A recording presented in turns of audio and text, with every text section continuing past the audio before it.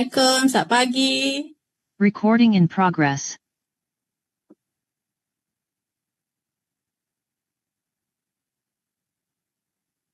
Selamat datang saya ucapkan kepada semua peserta yang sudi bersama kita pada pagi ini ya. Dalam program 𝐒𝐻𝐈 Executive Talk bilangan 1 tahun 2024. Yang mana belum join, boleh join. Jemput kawan-kawan, rakan-rakan yang mana berkelapangan untuk join kita pada pagi ini. Sekali lagi saya ucapkan selamat datang ya kepada semua.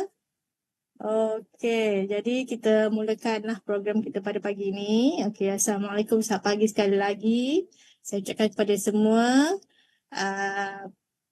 penonton, peserta kita lah yang mana join kita pada pagi ini melalui dua platform kita ya, iaitu webinar Zoom dan juga Facebook live streaming. Dan Assalamualaikum juga, selamat pagi Tan Sri Sharifah Hafsah, tetamu kita dan juga panel kita ya pada hari ini. Okey, Alhamdulillah.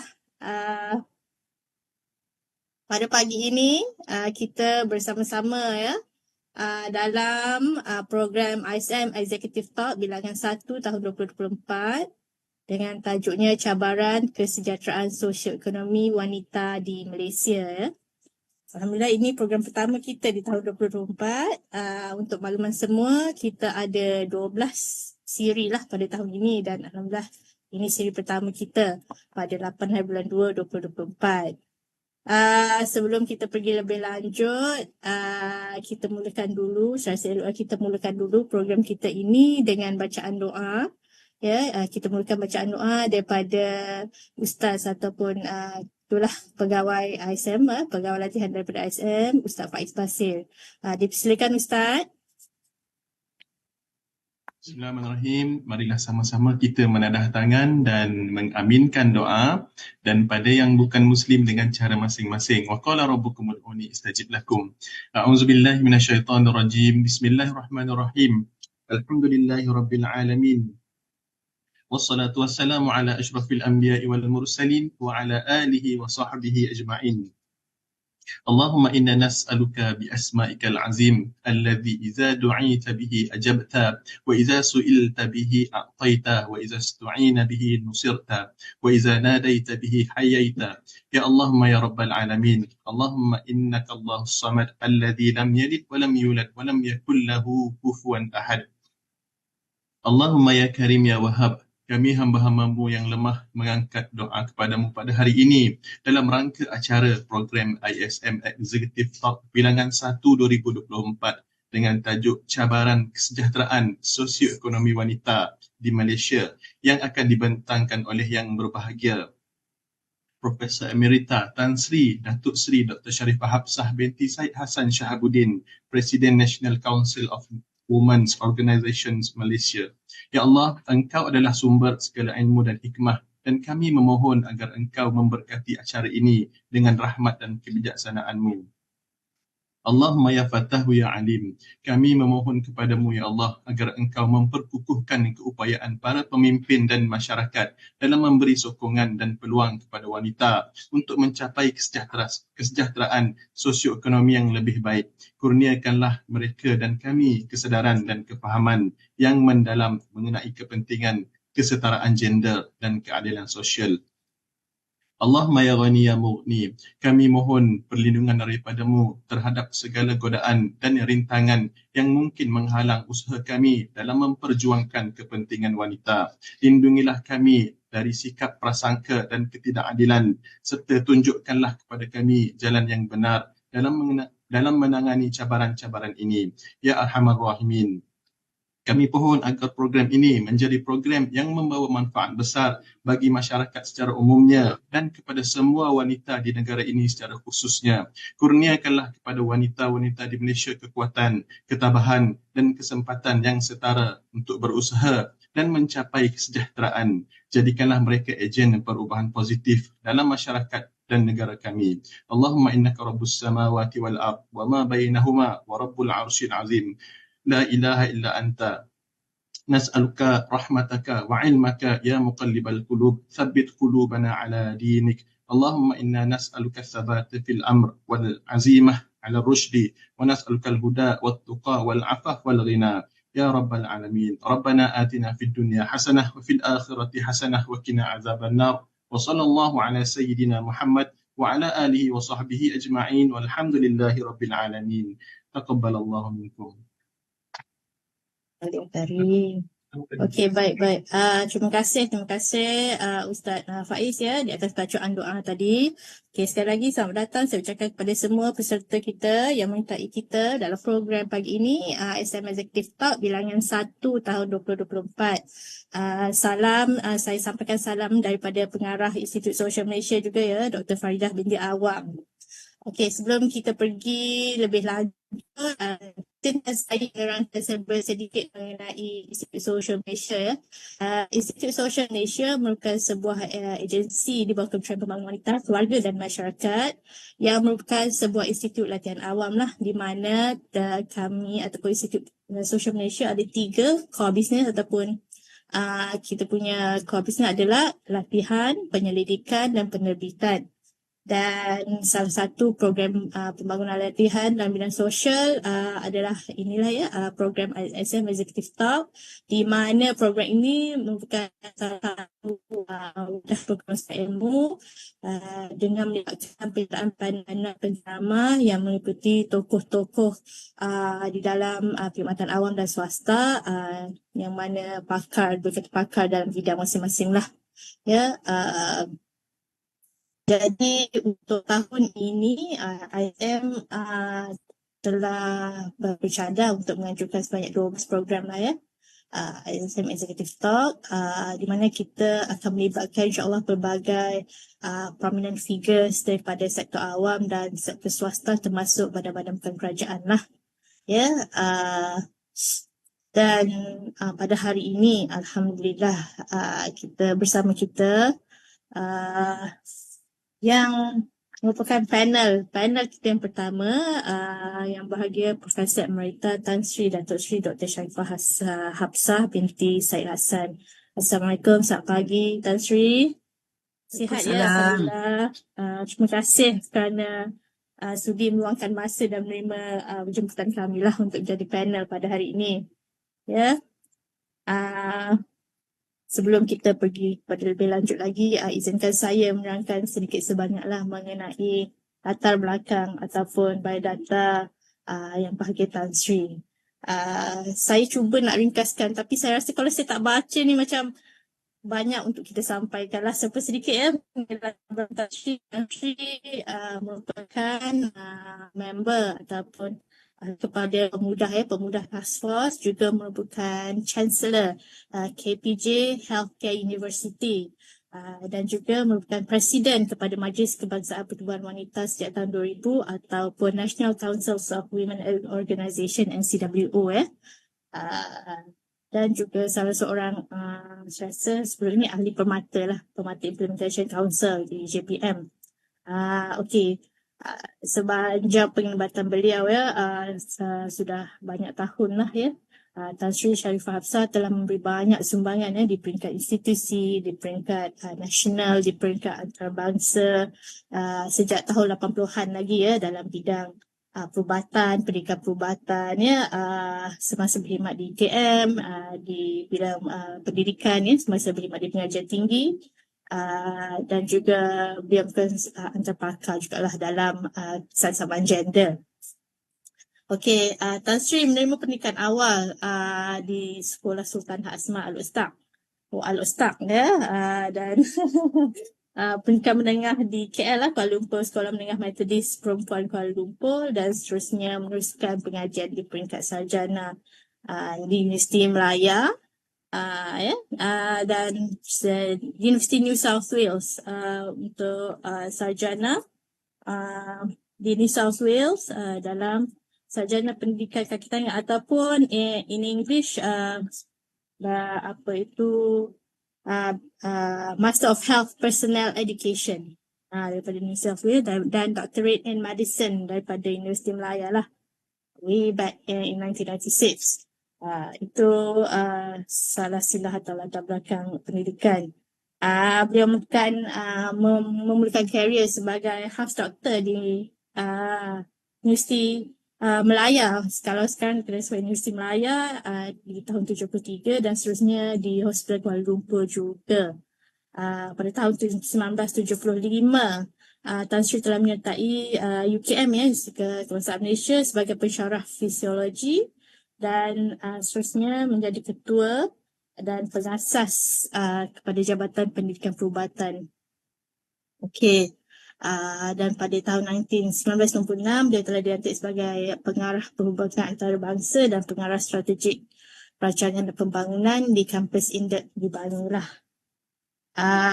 Untuk makluman semua ya, Tan Sri merupakan Naib Chancellor Wanita pertama 𝑢KM dan telah berkhidmat daripada tahun 2006 sehingga 2013 dan sepanjang khidmatan beliau telah berjaya membawa 𝑢KM nama 𝑢KM setanding dengan universiti-universiti pendidikan terkemuka yang lain.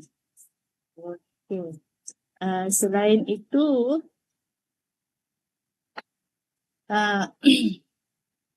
antara saya boleh maklumkan juga di sini, beliau juga telah telah dilantik dalam pelbagai jawatan lah sepanjang perkhidmatan beliau semasa bertugas dahulu, dan salah satunya adalah sebagai Presiden NCWO, dan telah memberi banyak sumbangan dan dalam bentuk advokasi dan pelaksanaan program ya. Antaranya beliau pernah terlibat dalam pengglobalan dasar wanita kebangsaan, pembaharuan rang undang-undang yang berkaitan dengan rogol keganasan rumah tangga dan undang-undang syariah, serta dasar sekurang-kurangnya 30% wanita dalam pembuat keputusan. Ya, beliau juga telah memberi sumbangan dalam penubuhan Majlis 𝐒𝐻𝑒 Malaysia, dan banyak lagi sumbangan dalam usaha untuk meningkatkan keupayaan, especially on women lah, wanita ya. Antara profesional ataupun awards state dan federal yang telah diterima oleh Tan Sri, antaranya ya, Darjah Sri Setia Tuanku Mukri Si Amat Terbilang, Darjah Gemilang Sri Mahkota Kedah, Panglima Sri Mahkota, ya, Johan Sri Mahkota, Ahli Mahkota Kedah. Dan antara international awards yang telah pun Tan Sri terima ya, sepanjang perkhidmatan beliau adalah Fred Katz Medal of Excellence for Contribution to Medical Education in Developing Countries by the Australian and New Zealand Association of Medical Education. Dan beliau juga telah menerima Commonwealth of Learning International Council for Distance Education, Medal of Excellence for Innovation in the Family Medicine Program by Distance Education 𝐿KM. Ini antara penglibatan, kejayaan Tan Sri lah ya, selama hari inilah daripada tahun 73. Jadi macam saya kata tadi, kita berdua kerana dapat bersama dengan Tan Sri pada hari ini, dan topik yang akan dibawakan oleh Tan Sri atau dikongsikan oleh Tan Sri bersama kita adalah cabaran kesejahteraan Sosio-Ekonomi Malaysia, wanita di Malaysia. Ya, kita bertahu government ataupun kerajaan kita sedang berusaha untuk meningkatkan, salah satunya adalah 60% labour participation rate. Jadi apa yang Tan Sri kongsikan bersama kita ni mungkin ada kena lah ya, cabaran, macam mana cabaran sosioekonomi wanita di Malaysia. Jadi Tan Sri, tanpa melengahkan masa, saya dengan hormatnya menjemput Tan Sri untuk meneruskanlah program ini dengan penyampaian daripada Tan Sri. Silakan Tan Sri. Terima kasih. Assalamualaikum. Salam ma'al hijrah dan Malaysia Madani. Kita jangan lupa Malaysia Madani. Ya. Terima kasih kerana mengundang saya ke ISM Executive Talk ni. Saya rasa tertunda banyak kali ya. Sebenarnya saya actually I'm pleased lah I become the first speaker untuk tahun ini ya. Kalau tidak saya become last speaker of 2023. Yes. as you can see, the topic yang kita select adalah kesejahteraan sosio-ekonomi wanita di Malaysia. Saya akan mula dengan menggambarkan apa makna kesejahteraan itu kepada saya. What is the meaning of kesejahteraan? First, I want to tell you, I've given so many talks to so many people. So what I did was I collect slides from different parts, cantum untuk jadikan talk untuk hari ini dan tambah a few new slides. So saya minta maaf kerana slide saya ada English, ada Malay. So please allow me to do in both lah. Malay dan English kerana slide saya pun dah bercampur and I didn't have time to do the translation. Actually, I don't like all this mixture. I either do all in English or all in Malay. Tapi saya kesuntukkan masa. Saya minta maaf banyak-banyak. So I will use dua bahasa. Can we go to the next slide? So we start dengan dia nak record tapi dia tanya saya what language you want to use. Okay, I just switch it off. So well-being, atau kesejahteraan. This is a state of feeling good and functioning effectively as a result of dynamics within oneself and with the outside. So that state penting kita faham there's this dynamics dalam diri kita dengan luar. This luar is whether in the home, in the community or at the workplace or even in the virtual space. Sekarang dah masuk virtual space. So it's an experience of very positive emotions because well-being, self-esteem, happiness, contentment, having some control, ada confidence to develop one's potential. You have confidence, state of well-being, and control over one's life. We can choose what we want to do. We can make decisions. If we cannot do that, then we don't have well-being, and also sense of purpose. Bukan bangun pagi tak tahu apa nak buat, but there's a sense of purpose and we have positive relationships. When you are in this condition, you are in that state of well-being. So apa yang kita boleh buat when we are in a state of well-being? So we will have access to opportunities, equal access, resources dan benefits. We will have ketahanan, resilience, to navigate the highs and lows of life. Kalau high pun kita boleh navigate, when low pun kita boleh navigate because we are in a state of well-being. And we are able to grow secara intellectual, emotionally, socially, economically and physically. Sangat penting. So what it means is well-being. Well-being ni kita boleh measure. It's a measurable construct. Dan dalam lebih kurang 7 dimension. So there's a spiritual dimension, emotional dimension, physical dimension, career and economic dimension, intellectual, environmental dan social. Ingatkan species. You follow the acronym species, you remember the dimensions for well-being. Next slide. So, well-being ni, next slide. Well-being ni, dia sangat besar konsep dia, very, very big. And a lot of interconnected elements. It's not just something that you feel. So, let me try to explain. Look at the dynamics within oneself and the outside forces. Self, yang dalam tu adalah identity, character, atau the qualities, essential qualities that we have as distinct from others. So we are self and that's the other. And this self is the one that's driving and guiding you to action. Now, this action that other people see, kadang dalam, if everything is happening inside you, it's just within you, nobody knows. But once there's action, then people see it because it's perceived as your behavior. And this behavior that you show is reflecting your knowledge, your skills, your attitudes. Then all this, the self is coming from at least from two sources, ya. Satu, DNA kita. DNA, the genes, ya, itu kita inherit to make ourselves, ya. Tapi now more and more, a lot of it, self kita is shaped by the environment. That is the green part, ya. The home, the workplace, community. Ya, sekarang more and more, and I think children now, their self actually is being influenced a lot by the virtual environment. You tengok your own children, your cucu, whatever, how they're growing, you know, they are being influenced by social media. A lot of stuff coming down in the YouTube, for example, yeah, and that is going to shape their self.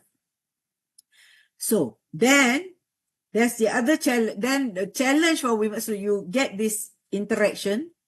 Now, for women in particular, the major challenge to well-being is whether they have equal access to opportunities, equal access to resources, equal access to benefits. This is in the blue circle. Yeah? Now, inequality in access to opportunities, resources, and benefits, this is actually the cause of many disparities seen in the socio-economic field. Because of the inequality to access. Yeah. Now, women sometimes get the access, equal access. Sometimes they get even more. Special programs made for women. In fact, kita ada Ministry of Women pun, you know. Sometimes they have more opportunities. But it doesn't mean when you have more access or equal access to opportunities. For example, education, health, we have more, no? Even sometimes they make special grants and all for SMEs and sebagainya. But that it doesn't mean that you are going to get equal access to resources and to the benefits. For example, a lot of women face difficulties in getting finance. Yeah, women in business. Macam-macam minta guarantor, guarantee apa benda, and if they're not married lagi susah, you know, and because they want the husband to be the guarantor contohnya. And access to market, for example, they may not have equal access because sometimes they tutup mata. To get tender contohnya, you know, the women have to compete and sometimes the playing field is not level, yeah. To get government tenders contohnya. So we have to ask for special consideration for women businesses. Yeah? Sometimes to own assets even. Dulu-dulu Felda tak boleh own. And then we fought and fought until they can own the land in their name. Yeah? So banyak benda, if you don't make changes, women do not have equal access. Yeah? So the benefits sometimes are not equally shared. Like, for example, you have equal access to education. Sampai we do so well pun. But what happens to the benefits? Not equal. Their salary contohnya are not equal. Opportunity to get advancement, that's not equal. And representation to go up to high decision making level, that's not equal. Kita letak 30% baru just over 30% for government sector, but not corporate dan sebagainya. Eh? So, this is the situation about the state of well-being. There is this interaction, yeah, how you want to achieve that utopia of very good state of well-being. This is what you have to navigate, yeah, the environment around us and the resources, access to resources. And this is shaping our behavior. Next slide. I just want to show, no? Dari segi literacy, we are very high. Women have higher literacy than men, actually. Enrollment di university pun, more girls are enrolled. And they're doing well. They're doing well in bidang-bidang dulu bukan ada wanita pun, ya? Science, medicine, dental, dan health, technology maklumat, and now more and more in engineering. Yeah? But if you look at pasaran kerja, only 53.5% are in pasaran kerja. Men are more than 70%. So there's something that's holding us, yeah. And if you look at decision making, lagi teruk, yeah. Politics, look at the representation, Dewan Rakyat becoming worse and worse. State pun no change, yeah. In fact, our gender index very low, yeah. Lembaga pengarah syarikat tersenarai, although we are a bit higher than some of the countries around us, still low. So it's very far from 30%, okay? Yang kita set dekat Beijing in 1995. I was there. And worse, if you look, pendidikan is a bidang that is actually dikuasai oleh women. Most of the women are teachers. Same with nursing. Yeah? But look, guru besar hanya 38%. And if you have a chief nursing association, they put a man. You know, it's something is holding the women back. Yeah. Dalam dari segi social dan ekonomi. Go on to the next slide. So what's wrong? What's wrong? Mana silapnya? The answer is quite simple. It boils down to this inequality. Yeah. Ketidaksamaan, saksamaan gender. This is a budaya dalam masyarakat dari dulu sampai sekarang, and we are trying to kikis sikit. It's a long journey, yeah. We are making headway, but it's too slow. Eh? We have to do things in a drastic way. So because of this, there is this salah persepsi that women lebih rendah martabatnya, yeah, because of this inequality yang kita inherit dari dulu-dulu dalam kepala orang semua macam ini. Dan sometimes we are to be blamed, we mothers, we don't teach our boys the equality. You tell the girls go to the kitchen, you tell the boys go play football. So we have this stereotyping, right? Kitchen, kerja rumah, all the reproductive roles bagi dekat woman.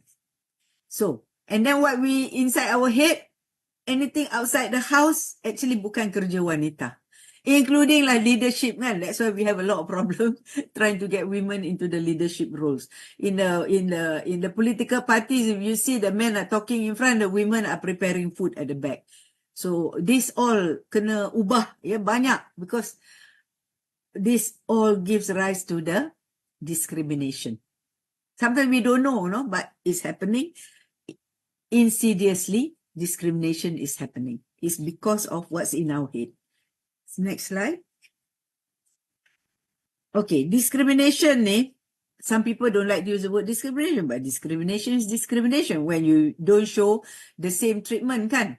Or some people need additional treatment, kan? This is the equity part, yeah, equality and equity. You see, if you are to see football on the other side, you are behind the fence. If you are tall, you can see, right? But if you are short, you need help. So you get a stool, put the shorter one on top of the stool, then he can see. Yeah, so the outcome is you see the football. But to see the football, you must help the one who are not able to see on their own. So ini equity-nya untuk membantu. Both, we must think of both. Yeah? And that's what we try to do, because women face banyak obstacle, so we try to make special programs dan sebagainya untuk women, ya, to make them equitable. So that ini we see, peluang ekonomi dan pekerjaan, gaji lebih rendah, kenaikan pangkat, peluang menjadi pemimpin very low. Ketaksamaan akses pada kesihatan reproduktif, amalan yang memudaratkan. Although our country says they don't have FGM, but if you look at the WHO punya definition, we have, yeah, because of their definition, yeah. Keganasan dan penderaan berasaskan gender, yeah, not just any violence, but gender-based violence, yeah. Just because you're a woman, people feel they can inflict harm on you, yeah, because they feel you're the weaker sex.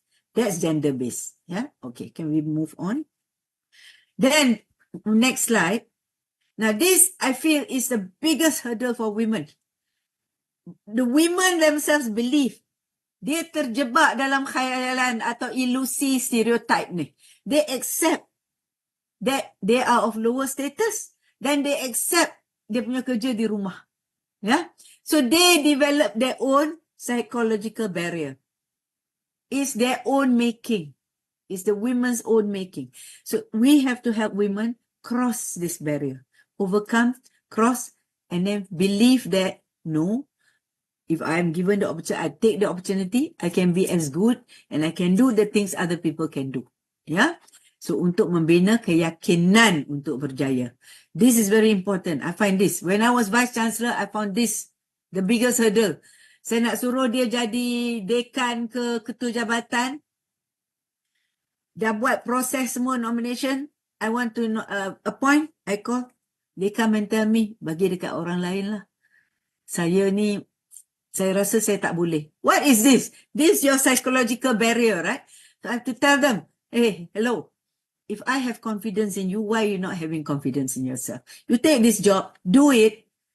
Sometimes I ask them, what is the biggest problem you have in your department? Or access to funds. If you become head of department, won't you control the funds? Isn't it easier for you? You know, you have to help them think to overcome this barrier. You know, I appointed so many. When I left as Vice Chancellor, I passed the 30% mark. More than 50% of women were holding admin posts as deans, heads of department, and even on the admin side. Pendaftar, penolong pendaftar dan sebagainya, and on the bendahari side. Yeah? And that record I'm very proud of. But that came about through all this process of getting the women to accept that they can do it. Yeah? This rintangan, don't overlook it. A lot of women tell, and you think they're shy, or maybe they're not capable, they don't shine, they are in the background. It is because of this. You have to bring them forward. The other thing I did was, I said, hey, hello, please, when you nominate somebody for a post, give me at least one name must be a woman. So they all go and cari in the department everywhere. So the women become visible. Nama naik. So that's how we could get the pool of women. So we have to do a lot of things, yeah, to overcome this rintangan psychology faced by women. It's a major obstacle. I can tell you from my experience, it's a major obstacle. Okay, next slide. Okay, I'm going to tell you, give you 5 strategies. There are many, you know. This is from my experience. I'm telling you how I went through also what I believe are important things to help women get to the kesejahteraan state, particularly in the socio-economic area. Yeah, but it's not our job; it's everybody's job. Yeah, masyarakat, institusi dan individu itu sendiri, either yourself or people, individuals around you, also try to do this. Yeah, so there are 5. I will go through very briefly all 5, but the one in red is what I want to stress on because this has come in new. It's a thinking that I've been looking for so long. Why nothing is moving? Kita buat program, kita buat dasar, but still women tak penyertaan dalam pasaran kerja masih tak move, ya. Hovering around 55, 55.3 like that. We want to go to 60. Hello, that's a big jump. How are we going to reach 60? We have to do something very drastic. So saya rasa yang 4 ni yang depan ni, I will go through very quickly. I want to spend a bit of time on the last one. Can we move? Okay, this lifelong learning bagi saya sangat penting. Lifelong learning ni is something you have to do if you want to perkasa yourself, empower yourself. Lifelong learning is penambahan ilmu, kemahiran, dan also values. Ya, you imbibe values along the way. Ya, untuk membolehkan wanita menguasai diri sendiri, to take control over their lives. This is very important. A lot of times people are managing things for you. No, you have to take control of your life and manage things, make your own decisions, yeah, so that you have the ability to think, because you have knowledge, you have skills, you have the right nilai, for example, you have empowered yourself. Only then you can take control over your lives. Eh? Then you can bargain. A lot of women, why they get lower salary? Because they don't know how to bargain. They don't bargain for a higher salary. Men go in, dah lah, immediately they get a higher one, but they know how to bargain for a higher one. Dia tak malu-malu. But why women hold back and say, I think I'm all right with this salary? No, you must be able to bargain. Bargain for your position, bargain for your salary, bargain for your rights, bargain for the privileges that are given to others. You must be able to do that with knowledge. Because if you gain knowledge and you have the skills like communication skills, negotiation skills, you boleh buat, yeah? And so you can make your own choices, then make your own decisions. Then you can take very firm action, tindakan tegas, atas isu dan keputusan yang you feel are very important. Don't let other people take action. You take it yourself. Yeah, ini penting bila kita go through life. You keep on learning. You get more and more knowledge. You learn how to make decisions along the way. Yeah, yang appropriate for the time and for the issue at hand. Kalau tidak, you are leaving things to other people. Tak boleh. Yeah. Then lifelong learning also give you self-worth. Harga diri. When you are knowledgeable, people look up to you. Yeah? You have that feeling of esteem. And that's a state of well-being, you know. Dan beretika. Selaku rakan kongsi. Because you're part of the masyarakat. So if people look up to you, it gives you high self-esteem. Yeah. And not only that, you must be peka kesaksamaan gender. You must be sensitive about gender equality. I see a lot of women, they tak cakap pasal gender equality. They're so malu pun nak cakap pasal gender equality. Why? Because this discrimination is happening. You have to talk, yeah? The other thing I think is very important, women must know, and women are better at this than men, that diversity, kepelbagaian tu adalah satu asset. It's an asset. It strengthens us. Yeah, so always look for diversity. When you have a group of people with different opinions, value them. Because that different opinion will make you come to a better decision. But if everybody agree with each other, what decision are you making? Tak payahlah. Yeah, it's always not as good as when you go into a diverse group and get that decision. Yeah, make that decision. So always value diversity. Diversity can come in many forms. Educational levels, background level, kepercayaan, keturunan. You know, people come with different cultural views and so. So, macam-macam. And you are going to be in the world. You're not just in Malaysia. You're not just in your kampung or in your workplace.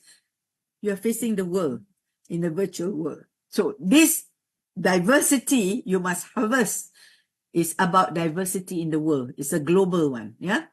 And women must understand this. And most important, I think alam sekitar is very important. Women must show they hormat alam sekitar, the preservation of environment dan sebagainya. Yeah? Women are close to the earth.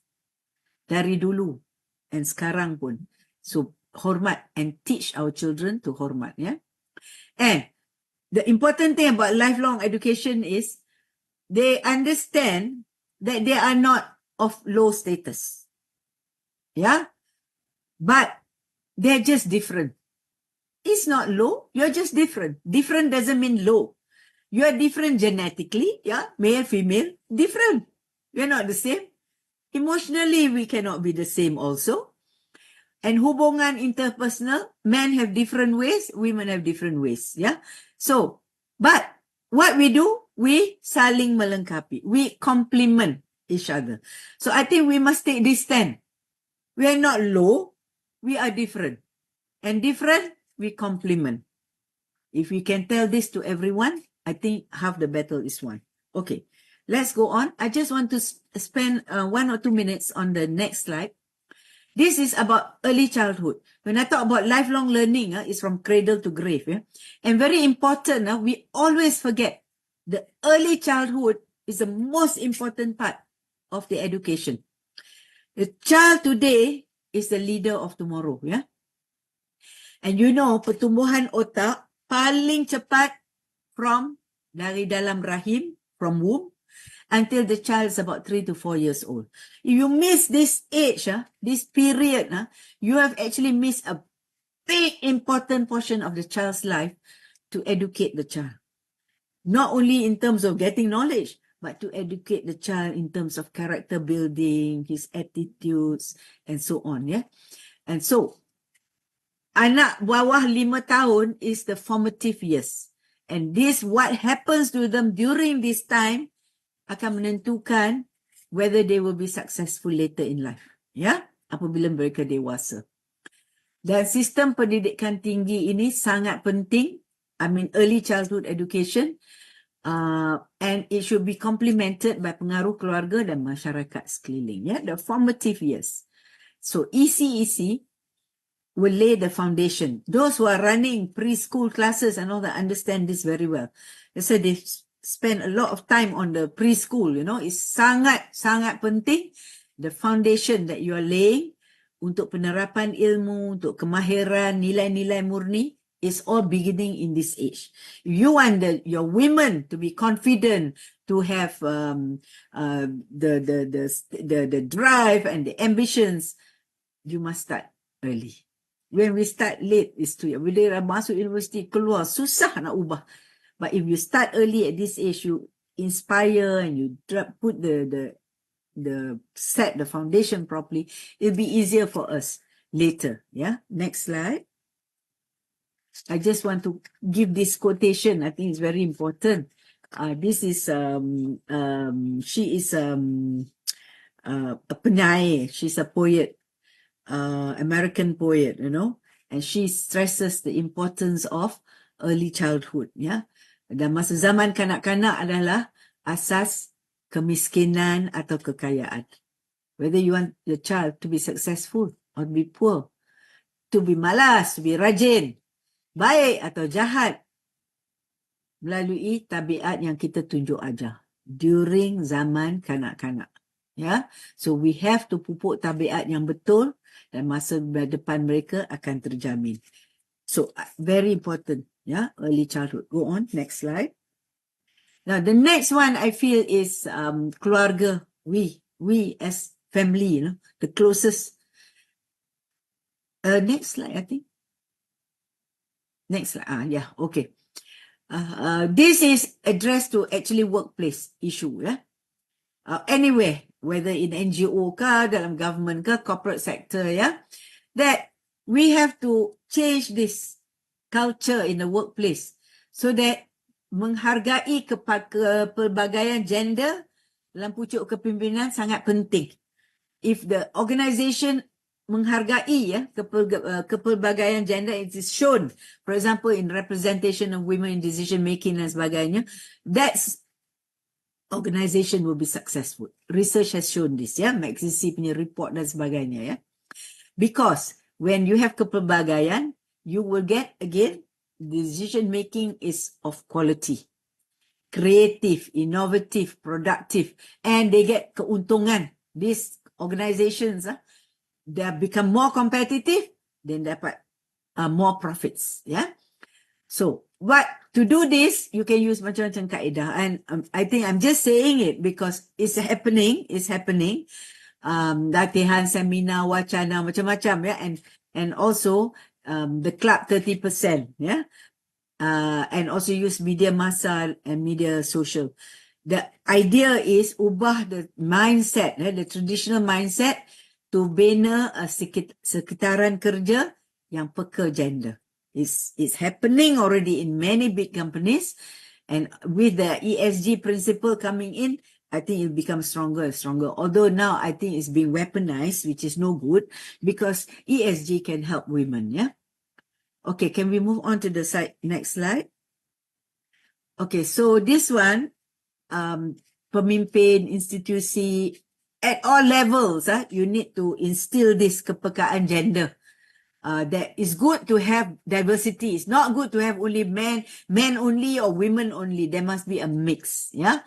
Dalam semua bidang, dalam semua area, awam, swasta, masyarakat. Dan what we want is pemerkasaan sosial, may be seen in leadership, dan pemerkasaan ekonomi, ya, dan to receive the same benefits, ya, dalam pasaran kerja. And some of the things that are being done, like amalan kerja, SOP yang peka gender, like I give my example, what my SOP is, if you nominate, one name must be a woman. Contohnya, ya, kenaikan pangkat, semua dalam proses ni there must be. You put that policy in. Then of course kerajaan tetapkan sekurang-kurangnya 30% per tahun. No, by now we should be moving towards 50 already. You know, we should not. We should have gone over this 30% a long time ago. Okay, can we move on to the next slide? The next one is keluarga. Sangat penting because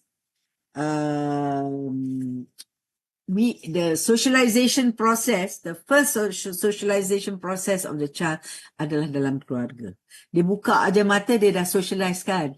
Dia dah kenal, oh, there's another person other than me, my mommy or my granny or whatever. Sungguh pun dia masih kecil dalam but the child recognizes dia tak alone. So this socialization that happens very early. And what happened? Kita lah yang transmit nilai-nilai keluarga, nilai-nilai spiritual from generation to generation in the keluarga. Keluarga ni sangat penting. So we play an important role, ibu bapa, untuk menanam nilai positif.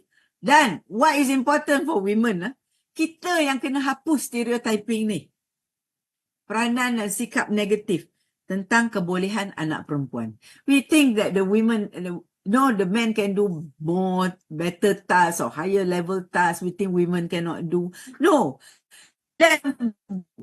Let them both go to the kitchen. Let them both go to the library. Let them both study. Let them tackle all the difficult things. Don't stereotype your child from him. Bagi doll dekat anak, bagi Ultraman dekat boy or something like that. Why you give like Ultraman to the girl is okay. So give doll, ask the boy, feed the doll. Okay, at least he learns how to be gentle. Yeah. Okay, so next slide. Itu peranan keluarga, itu peranan kita lah. So we can talk to each other. Yeah. Now, this is very important. Wanita menyokong wanita. And also peranan NGO wanita. Yeah. To me, yeah, women are each other's worst enemies. Kita tak mau dengar dah ni. Apa sih? Women, teruknya. She's the worst things done to me. That's done by a woman. I think that's the saddest thing that can ever happen. We must overcome all this, no matter how unhappy you are with that person. But see her as a woman and help. There must be solidarity di kalangan wanita. Di kalangan wanita. This perpaduan atau solidarity, particularly di peranan, di kalangan pemimpin. Especially when you're a pemimpin. You must tell yourself, my job is to help the other women.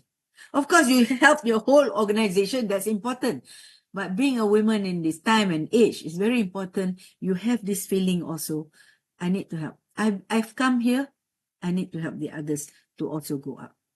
Ya, ini peranan mentor, membimbing kepada yang lebih muda.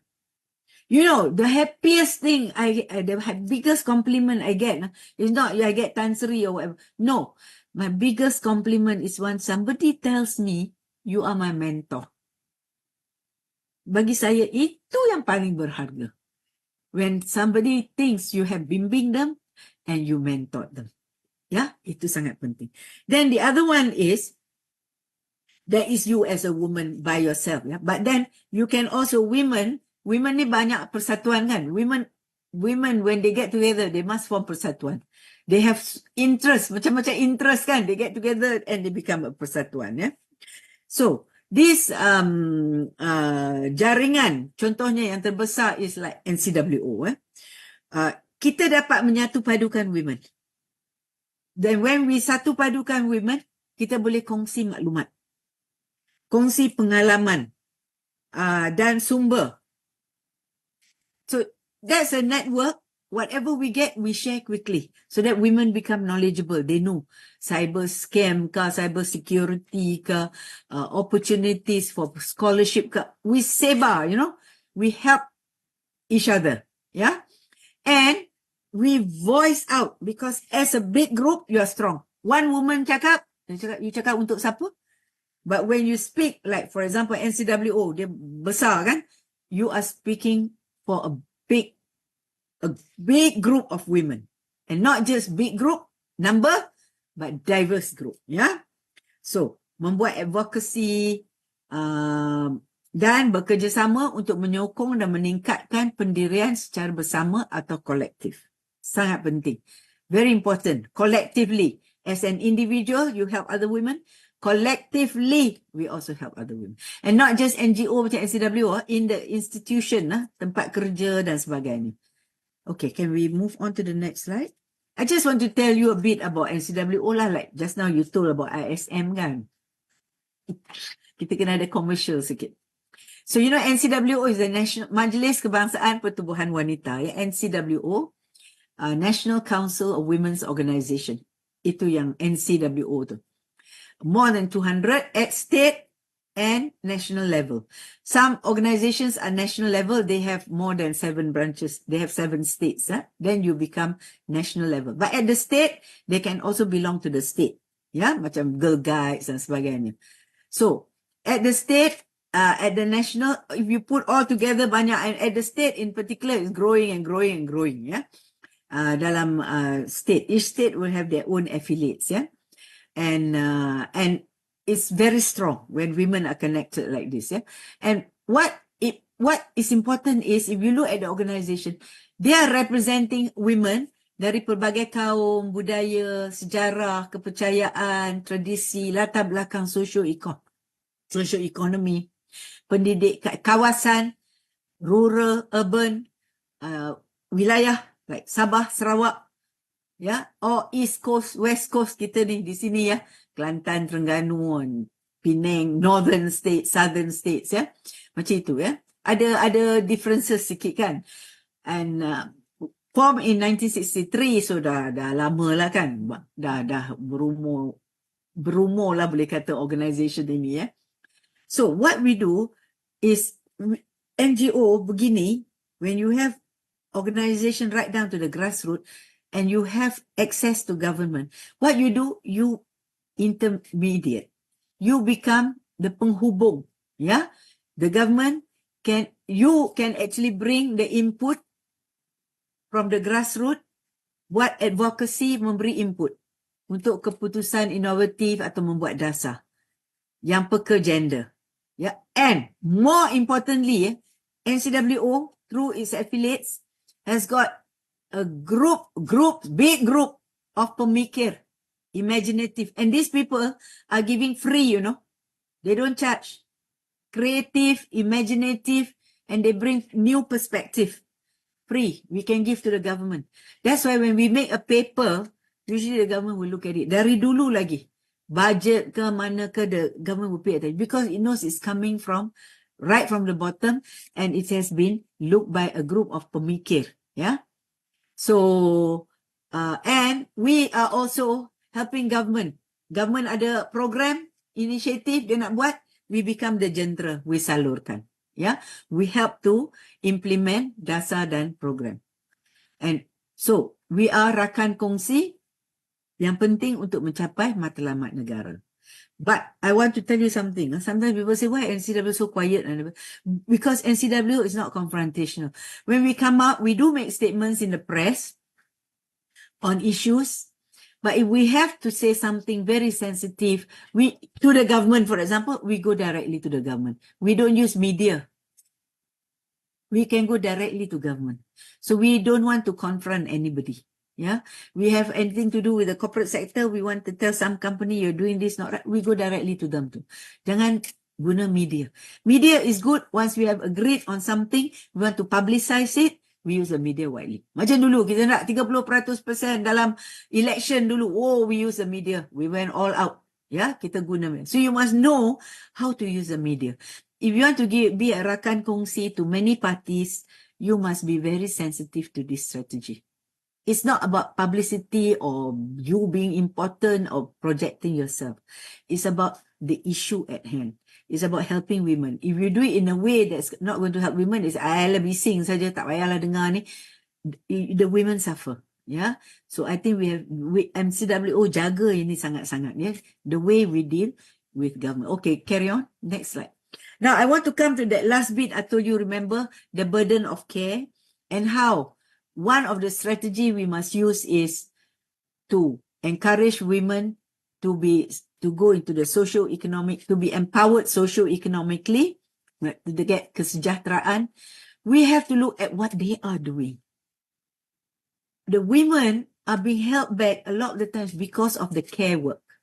Ini adalah satu cabaran yang besar dalam socio-economic participation, care work. Now, satu research by Recording Khazanah. stopped. What happened? Recording in progress. Okay, all right. Okay, where's my slide? Can we have the slide back?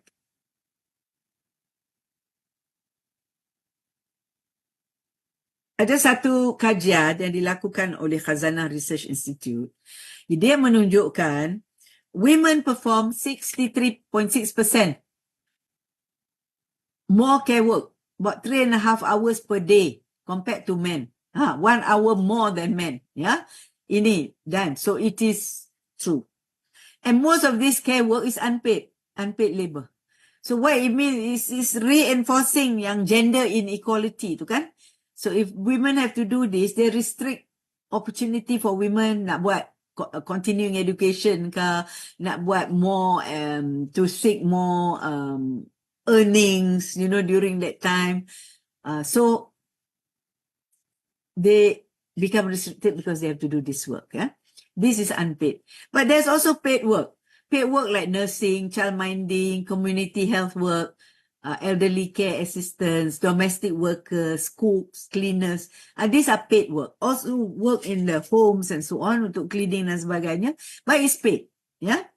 Now, there was an ILO report launched in 2022 di Indonesia about investing in care work and services. Yeah. So that the world can become more gender equal, the world of work.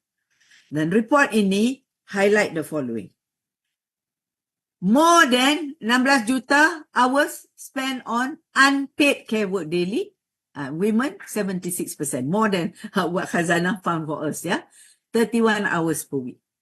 But this report highlights, kalau you want to balance job if you want the societies to thrive, to hapuskan kemiskinan, to encourage Recording gender equality. Recording in progress. Okay, if the slide can come up. And to support care for children, I carry on, yeah. Kita punya internet tak stable kat dekat office ni. Oh, okay. By dia reconnecting. You must balance job with care. All right? If women are now seen to be doing more care work, right? So they're tired, they have to do work, they have to do the job as well. And this is not good for the well-being, yeah, kesejahteraan, yeah. So ILO says you must balance this. Yeah, and further, this work is tak ada benefit, tak ada protection, low wages, tak ada compensation, and sometimes you get physical, mental, and some cases sexual abuse in this type of work. Yeah, okay, can we go on? So, next slide. Okay, the care services is increasing. Banyak. We need more care services now, but we cannot afford. In the current state, we cannot afford the way it is being done. Yeah. Why we need aging society? We all know. Kita ni kan, kita dah aged tau. More than 70% aging. We are already aging. More than 7% of our population is over 65 years. Termasuklah saya kan. In 2020, kita dah jadi aging. 2044, we become aged 14%, more than 65. 2056, we become super aged. A few countries already super aged, yeah? More than 20%, over 65. And our national old age dependency ratio is also increasing. And families becoming nuclear.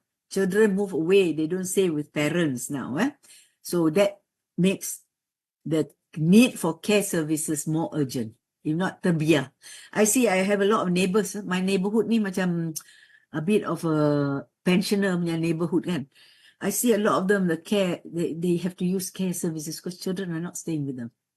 In the morning they come, they mandikan and so on, bagi makan, then they go off. Then evening baru kalau children datang tengok, ataupun if the children live with them, they are out in the morning because they're working. So this is a very critical issue. I'm sure ISM dan LPPKN pun tahu. And this is rapidly aging population will lead to escalating costs. But public spending on long-term care against GDP is not sustainable. We already told government. You must share this burden dengan NGO dan private enterprise. So that's why I start thinking about this issue and we have to promote the care industry. Also look at our safety net. Because of COVID hari tu, our EPF savings pun gone down. Look at the number of people below 55. The savings that they have. Look at the 1,000, less than 1,000 increased by 86% of membership yang ada less than 1,000. Yeah. So we cannot, EPF is supposed to be for old age. Cannot sustain. Yeah. But this is also a worldwide phenomenon. The increase in need for the care industry is growing. Demand not only for elderly, but also childcare. All regions of the world, yeah? So a great number of jobs will be coming in the years. So it's not just negative, but if we do this properly, we will create jobs. And paid job is important, especially for women. Then you create jobs in the care industry, can be jobs for women, yeah? And this represents more than 8% of total employment. Next slide. So what is this care economy? This is a sector of the economy that is responsible for the provision of childcare, elder care, education, healthcare, personal, social and domestic services that are provided in both paid and unpaid forms and within the formal and informal sectors. Yeah. So a range of social and material overlapping activities for the workforce, for the human population, for domestic needs, such as food services, clothing, shelter. Yeah, so that one, care work, is by the European Institute for Gender Equality. So it can be direct personal and relational care activities such as feeding a baby, taking care of an ill partner or a parent, indirect care activities or domestic work such as cooking and cleaning. And women do all this. A lot of women tell us, the Talent Corp punya survey dulu, they drop out of the workforce because they are caring either for their child or for an elderly parent, or they have nobody to do the domestic work. Yeah, it's a shame because these are very educated women. Survey that was done. Okay, next slide. Okay, why do we need? Ini ada. Can we just tekan. So all the, because this is animation. Saya tak perlu animation. Okay. Okay, why we need to promote the care economy? If we look at the heart is the need to protect the well-being of the people in order to grow the economy and raise the GDP. Bila kita present macam ni dekat government suka. Pasal government dia tengok ni, labor force, productivity. If we talk in that language, and then you bring your proposal, they are more likely to listen. Yeah. So the well-being of women is very important. Well-being of women is important for the well-being of the population. Kalau women are not well, population is not well. Yeah, we know that. Yeah. So dalam RMK 12 pun kita tahu kita nak increase labor force ni 53.5 to 60%, and to increase the productivity. Now, so why? For government, bukan dia tengok women will be happy ke apa ke. Government dia tengok the GDP will be raised by 8.2%. That is very high. It's worth USD masa dulu-dulu, masa saya kira about 50 million. Now it's higher. Yeah. Income per capita will go up by 26%. And or average annual income increase of ringgit 9,400 or USD 2250. Yeah, so the earnings will all go up. So we will be in a better state financially. Yeah, so if you close the gender gap. Yeah. So that's why we need to make sure that the well-being of the women is taken care of. You want them to go to the labor force, you must do something to make sure they can go and stay in the labor force. Because now women at the age of 30 drop out. The labor force up to 30, very good, rise. After 30, they turun. Yeah, because that's when they have children, they stay at home, and so on. Yeah. So they want to promote, very important, we have to promote the growth of the care economy. As I said, yeah, it becomes an economy. It should be a productive industry through the whole society collaboration. And it's supporting a lot of the SDGs. Yeah, poverty, women, gender, education, health, and so on and so forth. Yeah. But to do that, we must be clear. We need the talent and the expertise. Talent to care for children, for people with disabilities, care of the elderly. Sekarang ni, we have a problem in this area. And it should be seen as a profession, a respected profession. A caregiver is a profession. Caregiver, yeah? Caregiver. So we don't want all this stereotyping around gender roles. It's a professional caregiver. That's what we want to develop in the care economy, yeah? And it involves training, qualifications, and industry standards for the services, yeah? And so if you formalize, we do the care economy properly, it will create job. Significant payroll, increase in GDP. And women's rights will be better implemented, yeah, improved. Financial incentives are required for the care economy to grow, and regulatory reforms. Banyak laws kita nak kena ubah to allow technological innovations for social enterprise, untuk memudahkan businesses to ensure safety, ethics and quality. Banyak undang-undang kita ada yang archaic. Kita ada macam-macam undang-undang. Just for childcare alone, saya tengok ada 6 ke 7 undang-undang termasuk yang ordinance di Sabah dan Sarawak. Yeah? Can we go on? So, first we must value this care economy. Next slide. Oh, are you stuck? Tak, saya minum kopi dulu.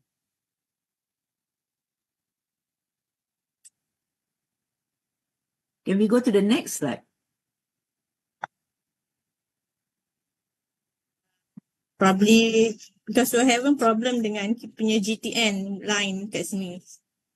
Here you are. It's here. Yeah. Kita kena acknowledge the value of the care economy. Ini yang kita nak, back to the other slide. Ini yang kita nak government buat. Government dah faham, tapi dia belum like 100% in, okay? Because the true value of the care economy kita tak tahu di Malaysia. Pasal kita tak compute. The unpaid care is not accounted, is accounted in the national accounting system dan policies kita, yeah. For example, foregone wages, lost opportunities for women, low labor force participation. These are costs, you know. And if you compute, you do your calculation properly, you get the value of the care economy in our country. Some other countries, they amended their legislation, their constitution and so on to enable care, the way they compute the GDP and so on, to be done by taking in the care work. So countries like Colombia, for example, they show the care economy would equal about 20% of the GDP. Now, this is even higher than the financial services and the agricultural sectors in gross product ranking. So care work, the care industry is actually a very productive industry and it contributes to the GDP. Sekarang kita tak nampak, kita tak tahu. Actually dulu kita tak cakap pasal care tau. Kita suruh count the women's input into the home to be counted. We didn't say care economy. But government tak dengar because government tak faham that this is part of the economy. Yeah? So, kalau kita put everything together macam tadi ILO buat kan, so much hours, so many 16 million hours put in. Globally, it is the third largest economy after the US and China. And the 40% of projected job opportunities and the emerging professions will come in the care sector. Professions as well. Yeah? Okay, next slide. So, What is it like in our country? Dalam negara kita ni, ada, bukan tak ada care economy ni ada, tapi kita tak see it as a care economy, ya. Dan banyak actors pun involved, ya. Childcare services, childcare in the childcare centers, preschool, kindergarten, given by so many people, government lah, institution lah, workplace lah, private sector, NGOs. So many people, state religious department dan sebagainya. And then social disability and elderly care services. Ada yang bagi home care, home-based care, then elderly care centers, residential care homes dan sebagainya, ya. Daycare centers. And they're operated by public authorities or private sector or NGOs. And then another player, don't forget, will be the built environment group. They are the ones building now the residential homes, and you see all this advertisement coming up. Private sector is very fast. What is important is to recognize in our country there is growth, but it's uncoordinated growth, not systematic growth. Everybody doing their own thing. Yeah, so we have to be very careful because we don't put in proper laws to regulate. There will be no set standards for safety, ethics, or quality of care of the givers, yeah? And it remains undervalued. People don't see it as very important work. And the more important thing, kita tak ada pun data to guide effective programming and policy making on this care work, yeah? Now, but we have one good thing, and that is YB Nancy Shukri. As Minister for Women, Family and Community Development, I can see she's emerging as a champion. She's the one who spoke. That's why kan, care masuk dalam tu, dokumen yang madani, yang ekonomi tu kan. If you look, there are 2 paragraphs on this. And it was YB Nancy who insisted and it was put in. We have to thank her for this, yeah. And now, of course, macam-macam government incentive dah ada lah. Childcare operators bagi incentive for government servant subsidy lah, nursery fee dan sebagainya. And also dah legislation, kita dah ubah. Ada yang kita dah implement, dah enforce. Ada yang dah ada regulation but still not enforced. Contohnya, Private Aged Healthcare Facilities and Services Act. Dah, tapi they are not enforced. But this is important because private healthcare for the aged is becoming more and more important.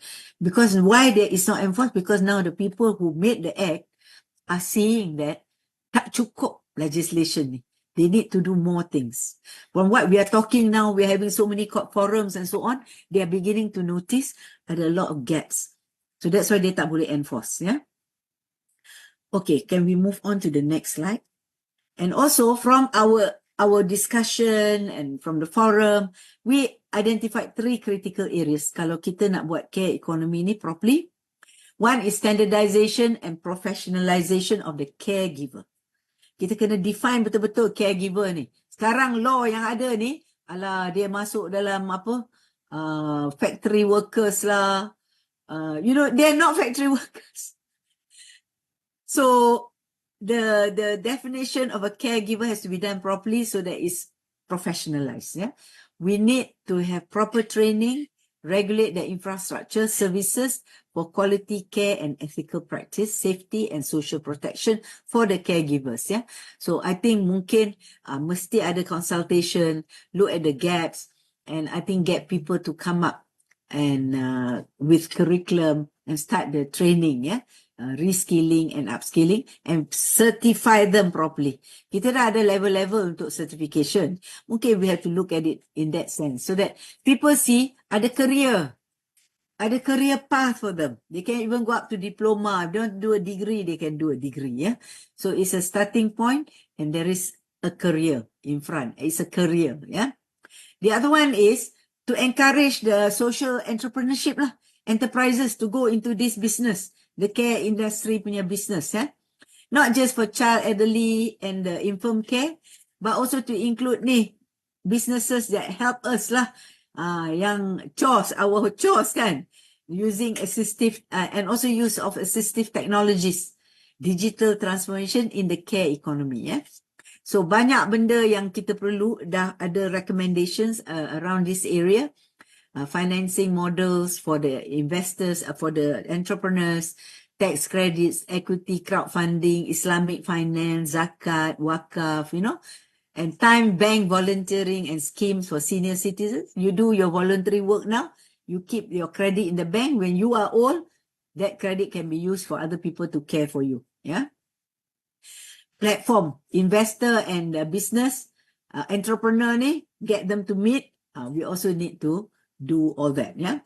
And then the lack of data, I think a lot of research institutions and universities, DOSM, Department of Statistics, I think got to come together and look at how we should do the true accounting of the care economy and unpaid work especially, yeah, and how this contribute to the economy and the national GDP. Can we move on? Okay, the good news is, I don't know, I think UNDP did this. When they saw I was working in this area, MITI was doing an investor map. So they formed a panel. So they got MITI to appoint me to be in the panel. So when I went to the panel, they orang cakap macam biasa-biasa investment kan. Then I said, look, there's one industry you are not considering, and that's the care industry. So they orang semua tengok muka saya macam, what is she talking about kan? So luckily, the consultants doing the report also was very sensitive about the care industry. So we had separate sessions. They came to my house. We had discussion. At the end of the day, we have 2 LOA. Yeah, the investment opportunity areas, IOA, investment opportunity areas for Malaysia that UNDP helped to publicize for the whole world for investors to see how they can come to the country and invest in what areas. And these are the 2 areas for the care economy. Yeah? Supply of suitable infrastructure to support the customers and beneficiaries of the care economy. For example, lift ke, buat homes ke, use of technology ke, to assist. Now you use technology, the elderly, you can care and monitor them in the home, kan? Then personalized caregiving services for the elderly, persons with disabilities and children. Yeah. So the areas that you can invest in. All right. Next slide. So if we do this properly and remove the obstacles, we can attract investments because the investors, they themselves will know because worldwide there's a demand, there's a growth. They know there's a positive social impact. And there's a lot of innovation going on. And if the government gives a backing, there's a promising long-term prospect. They will come. Yeah. And what we want is investors to come. And this will create jobs and it will expand the care economy. And this include like healthcare, childcare, elder care, social services, and more jobs will be created. Yeah. As the sectors grow, more people will be employed, especially B40 and the youth. Yeah. And of course, when you have more earning, you spend more. And so the economy thrives, yeah? And so we also decrease dependency on foreign workers. We must make sure we train our own people to be caregivers. Yeah, don't bring in other people to be caregivers, yeah? And now it's very innovative. It will be very productive. The newer delivery models and so on. I'm going to give you some examples that we got when we did our seminars, yeah? And regulations, you have to review. It should be appropriate, menyenangkan, and then we will promote work-life balance. Yeah? But not to forget, the caregivers need the support, fair employment services, so that they can contribute to the economy while maintaining their own well-being. Please don't ingat your own well-being saja because people are caring for you. We have to think of the well-being of the caregivers as well. And this will retain women in the workforce. And when we provide accessible, affordable care services. The more services we put out, the more competition there be, and the price will come down. Sekarang ni, price is very heavy. Yeah. Okay, next slide. I want to show you a few slides to show what is already happening in Malaysia. Yeah. For example, home care. These are all private sector driven. When we did our conference in August last year, they showed, but the cost is still quite high. Yeah, quite high. So This is one care, home care. People go to your home and they provide the care. Next slide. Ini macam resort. You should go. There are many areas in Kuala Lumpur, the Sunway area and so on. They buat macam-macam resort style living for senior citizens. When you see, you actually want to live there. You see, in old age, when you don't have anybody to care for you, your children are so far away or they are very busy. There are now very nice residence care in resort-like environment. Only problem now is to bring down the cost. Next slide. This assisted living. You see how the greenery around it, and a lot of things happening in like a resort. Next. Now, there's this also now the use of technology. So this concierge, Care Concierge is a company, dia banyak guna mobile app. So they increase transparency, better communication, and everybody can see the communication, reduce abuse or whatever, then they can plan for the seniors, their family and the caregivers. There's a support team of specialists as well who will give advice on the app. Okay. And if you need help, they'll send somebody to the home. Next slide. This I want to show that, we also have care, elderly care for special needs children and so on, like autism. So there are already apps, and this is already done by companies in our country, used for children with autism. A lot of things they can do, text to speech, and talk, teaching them, all this is done on the apps. Yeah. Can we move on?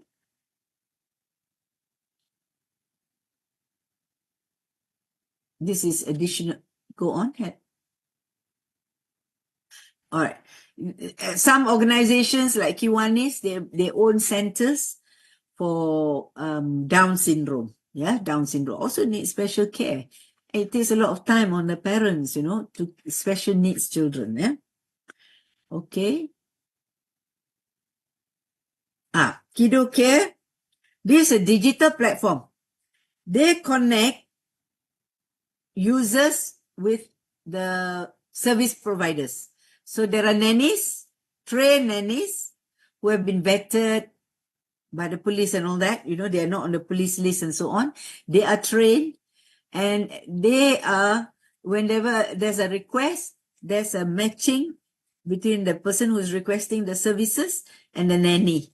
And the nanny can choose what slot and how many slots she wants and so on. And they get paid by the slots. And then when they go to the home, yeah. This is actually 𝐒𝐑𝐿 is happening in the home or in the workplace. They can also send nannies to the workplace and take care of maybe several kids, yeah.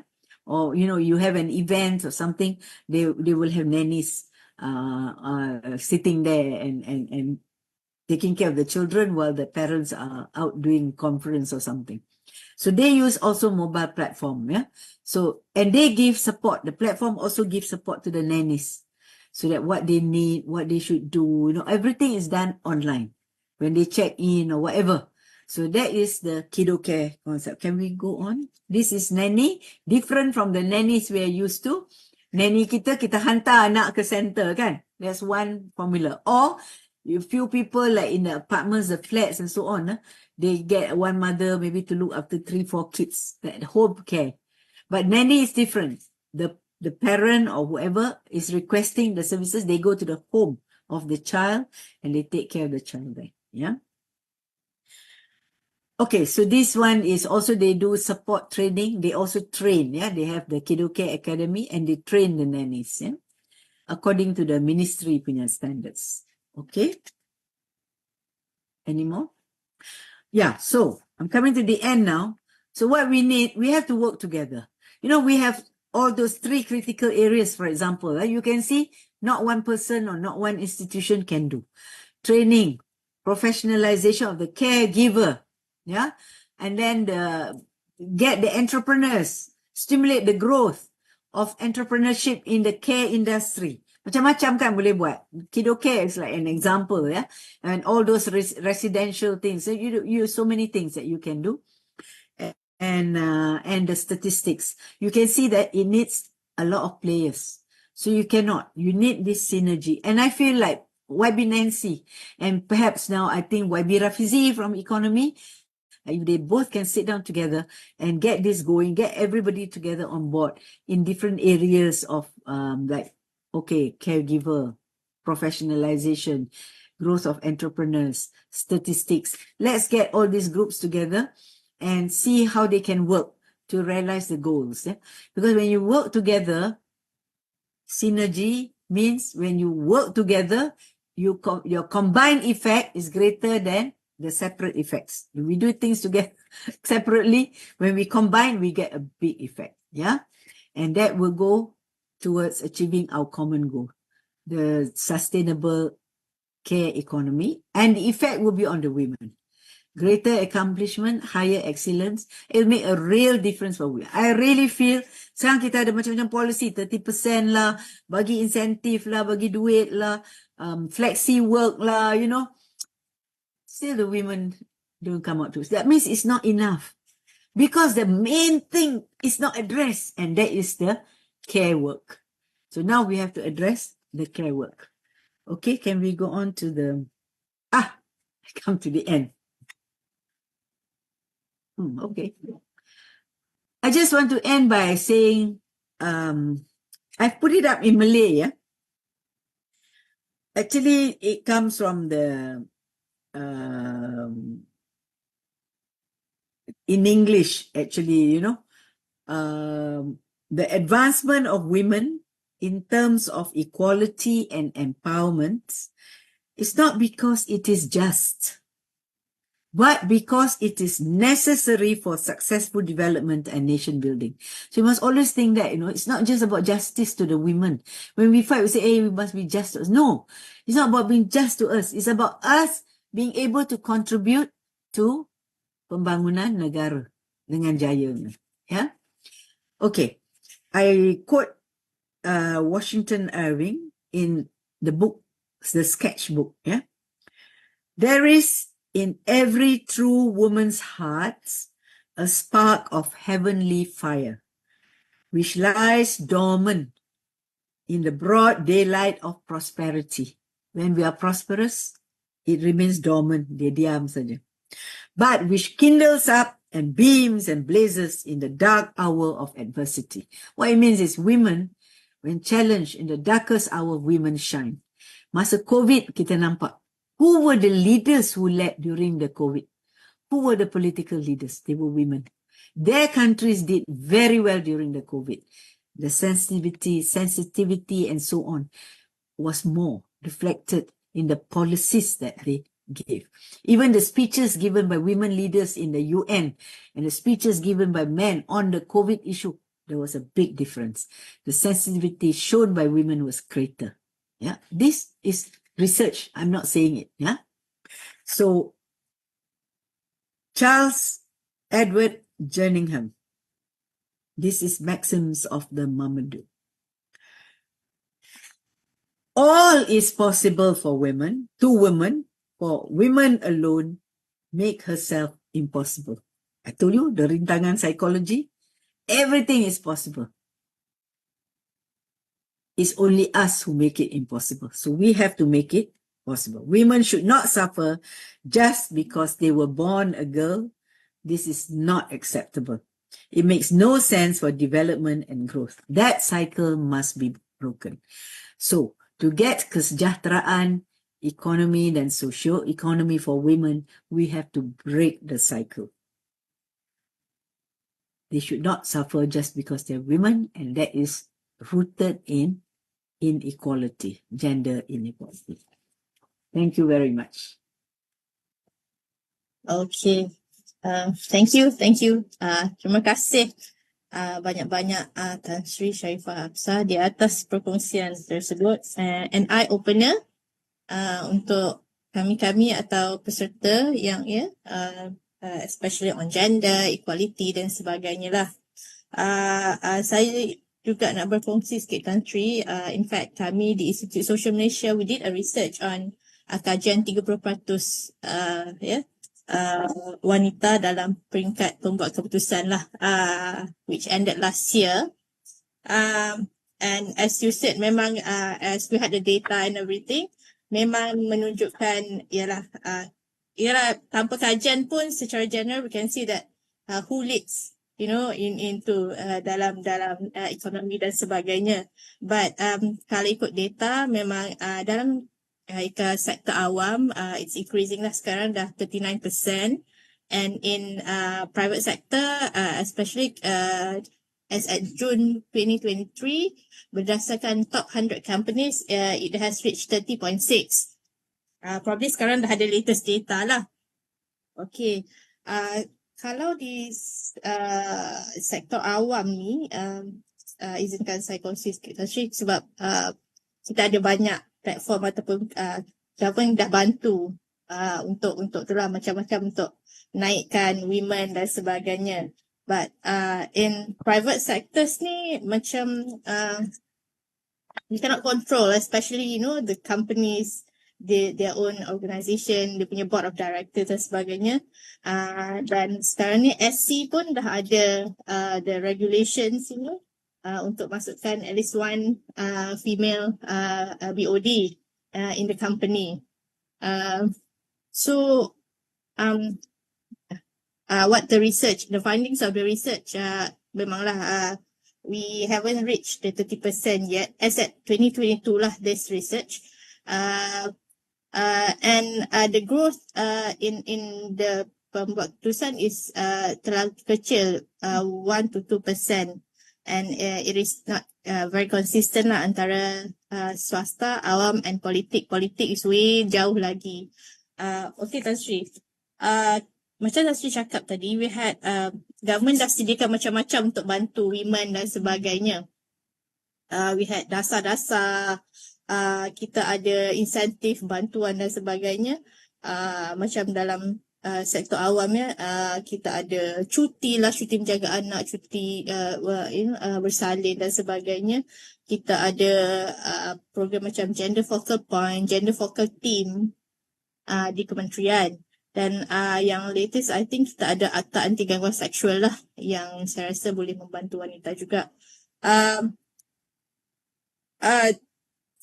Soalan saya Tan Sri, do you think what we are doing, what the government is doing is, I'm not saying it's enough ke tak, tapi is it membantu, women especially untuk reach the top position with the hurdles that they are facing ni? No, what I need is not just a listing of what government is doing. What I need is, what's the uptake? Yeah. For example, how many people take up this flexi time? How many companies? And how many in those companies, how many are really doing flexi time? Contohnya, ya. So I think that's the data we need, because banyak inisiatif kita banyak, In fact, we should be proud of what the government is doing, but whether it's having the effect, because we are not moving. We're not moving in terms of labor rate participation. Yeah, we are around the. In fact, we are becoming one of the lowest in ASEAN now. So we need to go deeper into the data. It's you give it, but orang ambil tak? Orang guna tak? Yeah? Are they benefiting from it? The opportunity is there. Like I said, the opportunity is there, but are they benefiting? And why are they not benefiting? Inilah rintangannya. So I have come to the conclusion that flexi time, all this is not going to help until we help women with the household chores, with this domestic burden that they have. If we can address that, we do this, I think it will go up. When women bila dia rasa sedap hati, anak dia selamat, mak dia selamat, bapa dia selamat, somebody is taking care, they will go to work. But when you are so worried like this, buat pula gaji banyak ni je, might as well I look after my child, which is good also lah, you look after your child kan, but it's a loss to the economic loss, yeah. It might be a social gain, but economic loss. And the government is banging on this 60% participation kan. So that's my response is you need to go deeper into the data. Cannot just say we are doing this, we are doing that, but is it benefiting or not? Yeah. So that's where the care economy comes, Sri. Yes, itu sebabnya I change my because dah tak payah dah saya cakap suruh bagi ni leave dundang tak payah dah buat dah kan semua tu. Itu zaman dulu punya advocacy. Zaman sekarang punya advocacy, you have to go and help the women with these domestic responsibilities, the care responsibilities, yeah. Betul lah. Okay, Tan Sri, we have ada juga soalan-soalan daripada kita punya peserta. One of it is from Puan Suraya daripada Zoom platform kita lah. Tan Sri, any caregiver training center exists in Malaysia? Not many people value this type of profession. So, I think Tan Sri dah tadi kan? Dah. I think a ministry pun, actually caregiving for the ministry pun dah mula tau. I think they have started, yeah. I remember reading YB Nancy pun announced. So the beginnings has been done, to start training for caregivers. But the professionalization must happen. I think we need to have proper levels.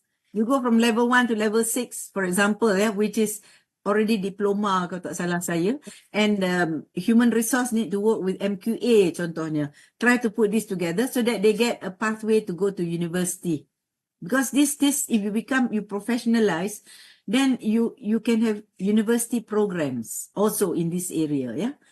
And already some programs are existing kan, psychology lah, counseling lah, so but we need to have a nice integrated program called caregiving or something like that, I think banyak lagi benda yang patut dijalankan dalam area inilah, saya rasa, to make caregiving a respected.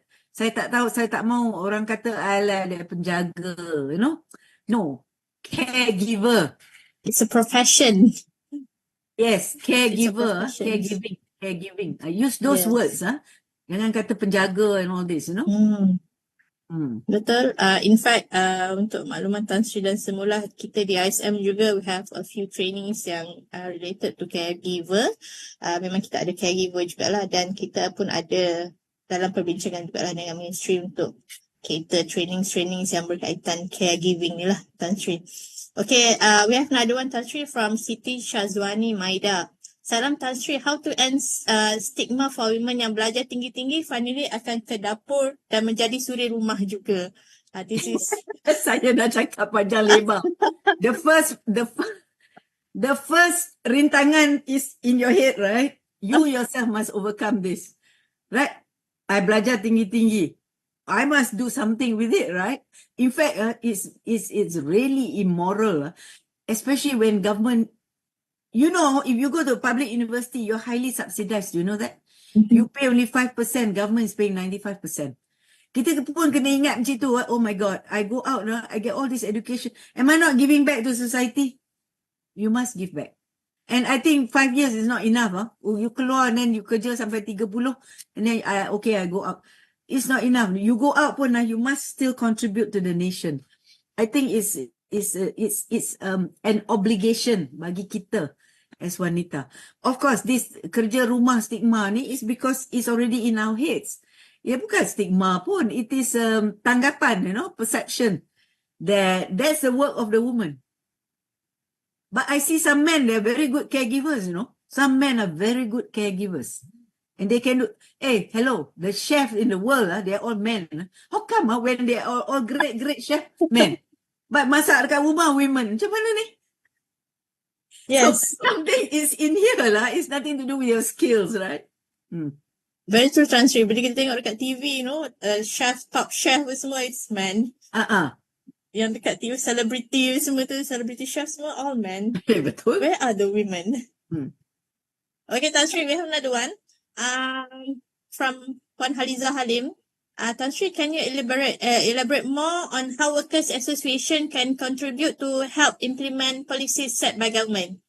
Sorry, which association? Can you elaborate more on how workers' association can contribute to help implement policies set by government? Okay, you mean the unions? Yeah, I think Yeah, workers' union play a very association. important role. I think union jangan tengok gaji aja. Go more for the conditions, you know, the SOP that they do to be gender sensitive. I think maybe unions a bit lacking in the area of gender. Nanti saya kata orang marah pula kan. But I know 𝐿𝑬𝑃𝐻 and all that. I work quite closely with them. 𝐿𝑬𝑃𝐻, the women section pun member of NCWO. Apart from fighting for good salary and so on, I think kena tengok the conditions of service that will make it gender sensitive. Ini yang kita kata, hello, kalau you nak buat nomination, please make sure at least one woman's name is there, you know. I think unions can do this. I think union has a powerful role in this. Okay. We will end. Can we go for another 10 minutes, Tan Sri? If we banyak soalan ni macam hot topic. Okay. Hot topic, Tan Sri. Okay, daripada Suhaila Sulaiman, Puan Suhaila Sulaiman. Salam Tan Sri dan Rustia. Apa pandangan Tan Sri mengenai jabatan teknikal yang mengamalkan gender bias? Sedangkan semua kerja-kerja teknikal dilakukan oleh semua jantina dengan sama rata dan dapat mencapai objektif tugasan yang sama. Pada pandangan Tan Sri, bagaimana untuk mengubah persepsi di kalangan top management of a technical department? Again, this... Okay, I don't know what is the bias. Is it promotion or they don't give assignments or what? I'm not sure. This is again the perception that anything technical is bukan woman, it's boys. You beli as toys untuk assemble into cars, into aeroplane and all that. The boys are doing it. You teach them from young. You encourage the boys to do. And the girls, yalah pergilah main dengan doll, rumah doll and all that, you know. So ini kan, it's very heavily ingrained in the minds of people. You know? So it's a tough. We have to show that we can do the job. Okay, so kalau dia ada bias like they don't give you the job that involves technical dengan tangan lah ini yang the buat kerja dengan tangan agaknya that's what you mean by technical kan. A lot of it will be in the technicians area and that's really dominated by men kan. But women are becoming more and more proficient and they can go into this area. I know the vocational and technical, when I was in the kementerian, I saw that more women were coming into vocational and technical, although it's still dominated by boys. Yeah, somehow kita nak kena erase ni lah, more women go in. So when actually, if very few women, more men, then nampaklah macam bias. They tend to give to the boys maybe. Yeah, but if there are more women, then they got no choice, you know. So to start with, you must get more women into the area, and also to tell them, to show them you can do the job. You can do the job. It's very important to show your proficiency as well as your competency. Yeah. Okay. Women are as good as men. We are. I believe in that. Yes. Tidak buat apa saya nak terima jadi vice chancellor. Dulu tak ada pun vice chancellor. When you are the first, you have to show you can do the job. You know, the pressure is a bit more on you, but you do it naturally. Blend your personality with your competency. I think you can do, and your belief in yourself. Itu penting tu. Then get the support of your friends. Bring them on board. Everybody go on the journey together. Boleh tu. Yes, very true, Tan Sri. I think I believe if we believe in ourselves and our environment is supporting us. Macam Tan Sri kata, the care industry, the care, you know, environment, anaknya terjaga, rumahnya terjaga, so that we can go out and, you know, kerja dengan anybody. Yes. Do anything you want. Yes. In fact, I'm having the same problem. I'm having the same problem, Tan Sri. I have, you know, an elderly mother at home. I'm taking care of her. I have small children, and at the same time, I have to focus on my work. You know, go outstation and everything. So it's a bit challenging.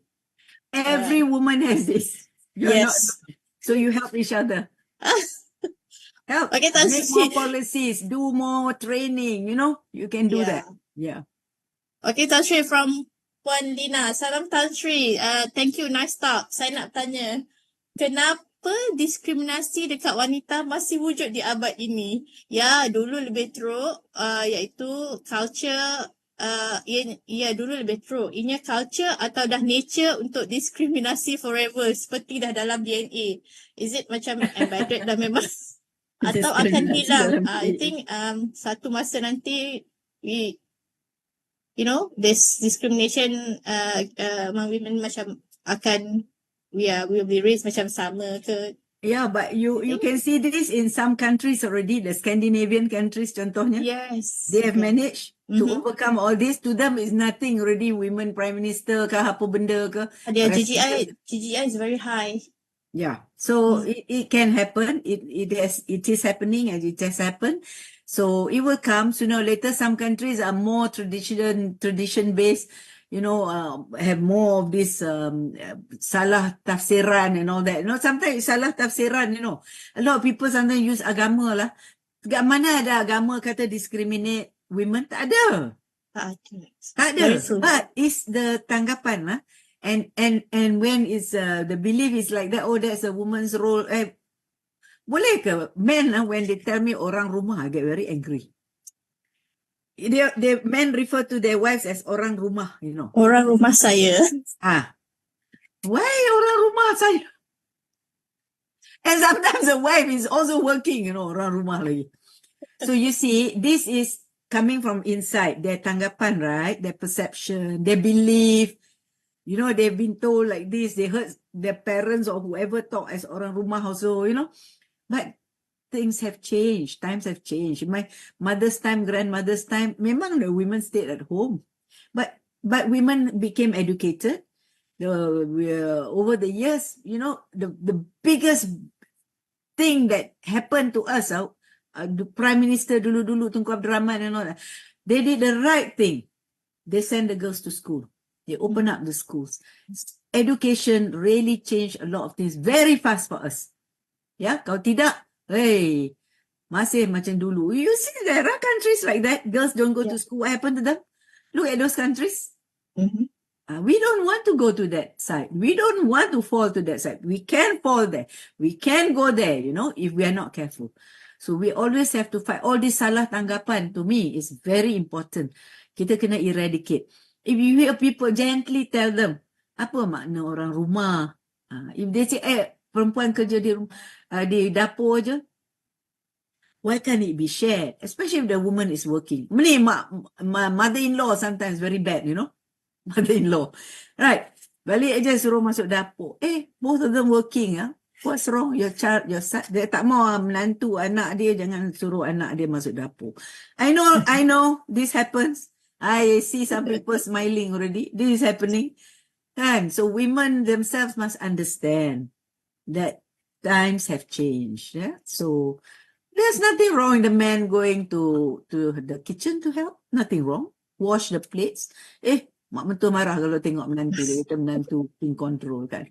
My husband is very good, He goes to pasar, That's why you have to have this complementary thing, He likes to go to pasar. Bagus lah. I don't like to go to pasar, But my husband loves to do it, Some of the things he take care of, There must be this understanding of sharing. Doesn't mean everything you do together.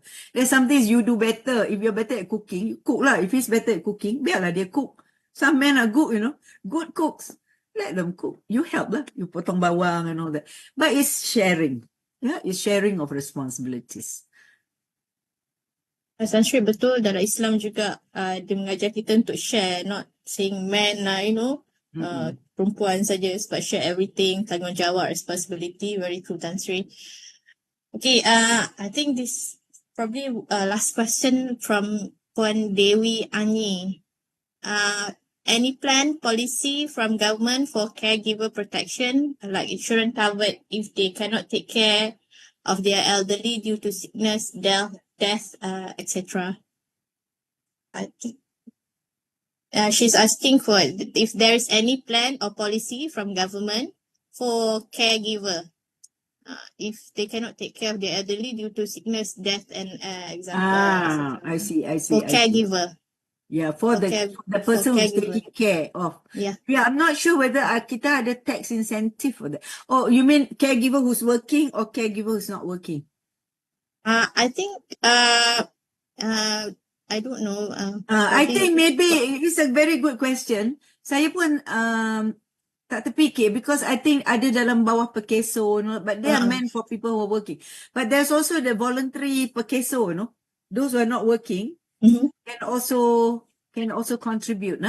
It's not just about government giving. Government already subsidized PEKESO for B40, but maybe government can do some kind of subsidy for it. But it's that voluntary contribution to PEKESO, so that if anything happens, and this could be one of the conditions, that the caregiver is given some compensation. Yeah. It's worth looking into. I pun tak, but it's something that you can bring up with PEKESO. Yeah. I think one more thing, Tashri, if you're thinking about care centers, assisted living, semua ni macam it's very expensive nowadays lah, because I think sebab masih tak banyak orang meluas dekat Malaysia. But the cost is very high, especially untuk yang B40 dan sebagainya, Tashri. So do you think bila kita perluaskan this caregiver punya, policy semua, the cost, will it help the lower level income? Okay, I think it should be a hybrid model. Government cannot do everything. Private sector cannot do everything. Yes. There must be a kind of hybrid model. I think government kena decide which is the group that government can help. And I believe government can help yang the B40. Yeah. Yang orang-orang lain, maybe when you encourage the growth of the industry, the price, because when you have competition, price come down, kan? Kita tahu pun. And when there's no price control, lagi price boleh turun, kan? So, the rest, yang bukan B40, maybe the private sector can come in. Bila you encourage the industry to grow, price will come down. It become affordable. Yeah, maybe government can look at other ways of incentivizing. Sekarang ni dah ada padu tu kan, padu system. Yes. I think that's a very good step for me, because saya dalam pemuda always talk about price control. I said price control, everybody get the same price lah. Orang kaya pun dapat, orang miskin pun dapat, It's not targeted. So we talk about targeting, no? So bila dah ada this system yang padu ni, I think now the government can give targeted subsidy. What is important is to give to the people who need it. So for me, untuk affordability, government must decide siapa yang boleh dapat. And then government facilities contohnya kan. Government facilities, government tak boleh run lah all these things, leave it to the private sector to do. Mungkin you get private sector to run it or something, but at a low cost, affordable cost, so that people can use the facilities. But other than that, I feel you must allow private sector to grow. Okay, Tan Sri, sebagai menggulung perbincangan kita pada hari ini dengan tajuk cabaran kesejahteraan sosio-ekonomi wanita di Malaysia. Okay, Tan Sri, last one. Kesejahteraan sosio-ekonomi wanita di Malaysia. Do you think wanita di Malaysia sudah mencapai kesejahteraan sosio-ekonomi, atau we are getting there, atau kita masih jauh? Depends what you want to measure. Remember I told you 7 dimensions? Yeah, 7 dimensions. Spiritual, physical. Even physical, I'm not sure. You look at the health indices, for example. When you look at the gender punya index tu, we are not bad. Education, we are not bad. Yeah, dari segi kesejahteraan. Itulah kalau kita nak measure. But look, spiritual, not sure. Where are we? Siapa yang duk measure yang spiritual well-being ni? And that, for me kan, banyak benda dalam the spiritual well-being ni tak betul lah. Yeah, so maybe one group, maybe ISM can start looking into this. Then there's the socio-economic and career, economic and career, I told you kan. So there are about 7 that I said, I think we need to measure in all this. Then give, see lah how well we are. We do lah men, women, tengok where we are. Socio-economic, you see, you look at the gender index kita kan, economy is down. Yes. Why? Because the participation in the leadership and all that. Ekonomi kita yang menurunkan the leadership, political leadership and the economy bring us down. Yeah. Yeah, so it's not good, not a good story there. Yeah, education, health, and all that. Okay, so maybe it's the if you look at the gender gap index too, maybe that's a good indication lah. And we are not going up, we are coming down, you know.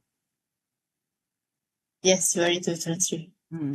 So probably kita kena tengok which areas that kita boleh tambah baik untuk membantu, you know, kesejahteraan social economy, especially on women lah, Tan Sri ya. Hopefully what we are doing is akan membantu kita ke arah itulah, Tan Sri. Okay, saya rasa setakat itu sahajalah, setakat ini sahaja sesi kita pada hari ini. Kalau boleh saya nak panjangkan lagi sebab saya nampak macam the response are very good, Tan Sri. We have full house on the Zoom, 500 packs penuh dekat platform, I think Facebook juga ramai, I think boleh cecah 1,000 plus viewers. Sekali lagi, hopefully lah dapatlah pahala banyak sikit hari ni. InsyaAllah, Tan Sri. Thank you for sharing. Terima kasih kerana berkongsi dengan kita, Tan Sri. Banyak juga daripada dalam Zoom kita, dalam Facebook kita. Ucapkan terima kasih di atas sharing yang Tan Sri bagi kongsikan hari inilah ya. Segala ilmu, banyak pencerahan-pencerahan lah daripada Tan Sri yang saya cakap tadi lah. So sekali lagi terima kasih banyak-banyak. Thank you Tan Sri. Tan Sri, Profesor Emerita Tan Sri Datuk Sri Dr. Sharifah Hafsah binti Syed Hassan. Terima kasih di atas perkongsian pada hari ini. InsyaAllah kita akan jumpa lagi dalam sesi-sesi akan datang. Tan Sri, probably we will invite you on my other platforms yang kita ada. Once a year. Ya, Tan Sri? Once a year ni. Once a year only? Okay. Bagi, ada 12 orang, ada 11 more people waiting. We have another other platforms, Tan Sri. Kita ada lagi platform dari Social Talk. We have other platforms yang kita boleh, not this platform. Ada lagi insyaAllah. Kalau ada kesempatan rezeki kita boleh berkongsi, Tan Sri ya. Thank you so much kepada semua peserta. Terima kasih kepada semua peserta yang penonton yang sama-sama bersama kami daripada pukul 9 tadi sehingga sekarang. I believe kalau untuk Rustia telah pun mengedarkan link pautan-pautan untuk sijil ya. Untuk sijil, penilaian dan sijil. Sila isi untuk dapatlah. Sekali lagi, terima kasih banyak-banyak saya ucapkan kepada Tan Sri dan kepada semua peserta. Daripada saya juga mohon maaf ya sepanjang saya terdapat kekhilafan, especially on the technical glitch tadilah. Ada sedikit masalah teknikal di mana line tak berapa stable. InsyaAllah kita jumpa lagi pada sesi executive talk yang akan datang. Terima kasih dari saya, ilmu sejahterakan masyarakat daripada saya Institut Sosial Malaysia. Saya 𝐒𝐻𝐵 saya ucap terima kasih pada semua. Kita jumpa lagi. Assalamualaikum. Terima kasih. Thank you very much Tan Sri. Terima kasih banyak-banyak kepada semua. Kita jumpa lagi.